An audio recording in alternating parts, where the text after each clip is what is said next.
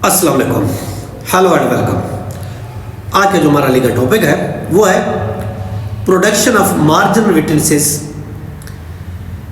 In the nikahnama. Production of marginal witnesses of the nikahnama. कोई case file होता है, हमने कोई केस, खातून ने कोई केस फाइल किया अपने हस्बैंड के खिलाफ, हकमैर का केस फाइल किया, या बीए की बीवी कोई और केस फाइल किया कि मैं उसकी बीवी हूं, साफ ले रहे उसने बतौर सबूत वो निकाहनामा कोर्ट में पेश करना है कि मेरी ऐसी शादी हुई थी। तो क्या जब निकाहनामा हम कोर्ट में पेश करें तो उस शादी के गवाहों को भी पेश करना जरूरी है? क्या वो मार्जिनल विटनेसेस जो शादी के गवाह थे वो भी पेश करेंगे कि वाकई ये निकाहनामा है? याद रखें, निकाहनामा के जो मार्जिनल विटनेसेस होते हैं उस सूरत में ज़रूरी होते हैं अगर कोई निकाह से इनकारी है। अगर पार्टी इस चीज़ को एडमिट कर रही है, दोनों पार्टी इस चीज़ को एडमिट कर रहे हैं कि ये मेरी बीवी है, ये मेरा हस्बैंड है, तो बात ख़त्म हो जाती है। फिर निकाहनामा में किसी गवाह की ज़रूरत ही नहीं है। निकाहनामा के गवाहों का मतलब तो यही होता है कि ये निकाह को अटेस्ट कर रहे हैं, निकाह की गवाही दे रहे हैं कि हमारे सामने इनका निकाह हुआ, इनकी शादी हुई।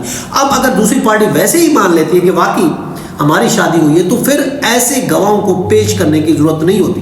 बात कर रहे हैं हम गवाह किस सूरत में कि कोई केस फाइल होता है। देखिए, जब रिलेशन एडमिटेड होता है वहाँ निकाहनामा के गवाहों की कोई ज़रूरत नहीं होती। निकाहनामा, याद रखें, एक पब्लिक डॉक्यूमेंट होता है जो under section 5 Muslim family ordinance के तहत एक रजिस्टर्ड डॉक्यूमेंट है।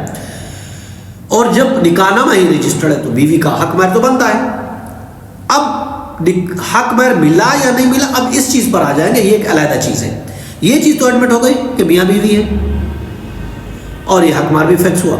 अब मिला या नहीं मिला वो एक अलग इशू है, उसके तहत कोर्ट में आ जा सकता है, क्योंकि निकाहनामा की प्रिजर्वेशन ऑफ ट्रुथ जो होती है वो निकाहनामा के साथ जुड़ी हुई है। क्योंकि एक रजिस्टर्ड और पब्लिक डॉक्यूमेंट है, उसकी प्रिजर्वेशन ऑफ ट्रुथ ये होती है कि ये डॉक्यूमेंट आमतौर पर सही होता है।